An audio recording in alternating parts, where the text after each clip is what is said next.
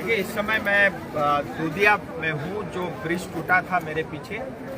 और ये जो दूधिया का पुल था, सिलीगुड़ी को मिरिक से जोड़ता है। ये लाइफलाइनें अभी पूरी तरह बंद है। और कल रात में जो अत्यधिक बारिश हुआ, करीब करीब 12 घंटे के अंदर में 300 से 500 मिलीमीटर तक बारिश दार्जिलिंग और कालिम्पोंग जिले में हुआ। उसके कारण जो है, अभी तक के जो लेटेस्ट आंकड़े हैं शाम को 5 बजे तक के, उसके हिसाब से करीब 19 लोगों ने अपनी जान गंवाई है।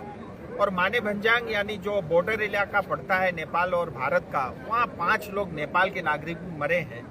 इस तरह से 24 लोगों ने, 19 भारत के और 5 नेपाल के, ऐसे 24 लोगों ने अब तक जान गंवाई है। और सैकड़ों की तादाद में घर बहे हैं।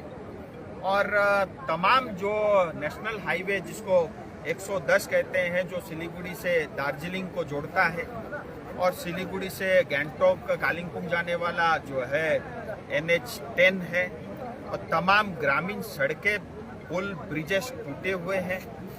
और ये एक बहुत बड़ी प्राकृतिक आपदा है। और मैं लगातार गृह मंत्री जी के और PMO के संपर्क में हूँ। और इस सिचुएशन को PMO भी और गृह मंत्रालय की तरफ से भी क्लोजली मॉनिटरिंग हो रही है। और गृह मंत्री जी ने तत्काल जो है 3 NDRF की टीम जो है ऑलरेडी वो काम पे जुट चुकी है।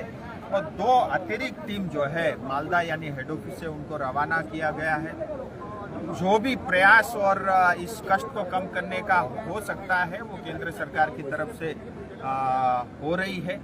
और मुझे ये भी जानकारी मिली कि कल सुश्री मुख्यमंत्री ममता बनर्जी दार्जिलिंग आ रही है। मैं उनका स्वागत करता हूं। और मेरा उनसे निवेदन रहेगा कि पिछली बार जब तीस्ता फ्लड आया था, तब आपने डिजास्टर घोषित नहीं किया, उसके कारण हमारे लोगों को मुआवजा नहीं मिला।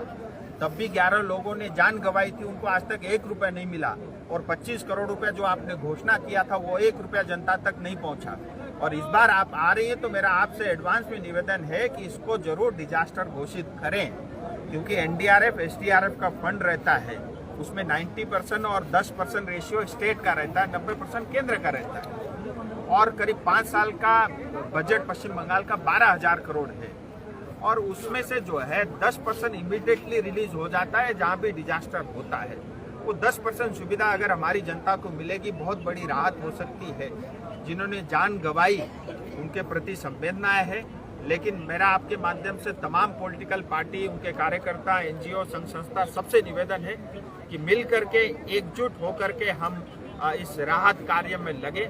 लोगों को जो कष्ट है उसको अगर थोड़ा भी कम कर पाए, मुझे लगता है हमारा ये बड़ा प्रयास हो गया, ऐसा मैं मानता हूँ।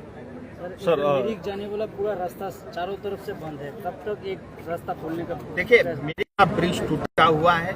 और पूरे दार्जिलिंग के अंदर में जितने भी सड़कें बन रही हैं या ब्रिजेस बन रहे हैं, जो भी PWD के या स्टेट के अंदर में सड़कें हैं, वो सब बनाने में जहाँ 2 साल लगना चाहिए, वो 10 साल लग जाता है। 2 चीज की बड़ी बीमारी है, कमीशन और दूसरा देरी। इसके कारण आए दिन जनता को परेशानी होती है। ये दूधिया ब्रिज बगल में जो है नया ब्रिज बन रहा है, तो 6 साल से तो मैं ही देख रहा हूँ। और आज भी जो है ब्रिज कंप्लीट नहीं हुआ। अगर वो होती तो आज ये कष्ट नहीं होता।